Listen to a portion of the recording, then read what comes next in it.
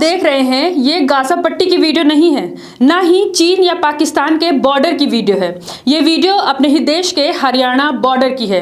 ये लोग जो खून से लथपथ भागते दौड़ते नजर आ रहे हैं, ये अपने ही देश के वो किसान हैं जो दिन रात मेहनत करके हमारे लिए अनाज उगाते हैं।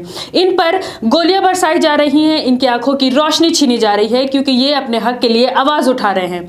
आपको बता दें कि कल पंजाब के एक 23 साल के युवा किसान शुभकरण सिंह की गोली लगने से मौत हो गई। किसान नेता सरवंत सिंह ने यह दावा किया कि यह मौत सुरक्षा कर्मियों के गोली लगने की वजह से हुई है।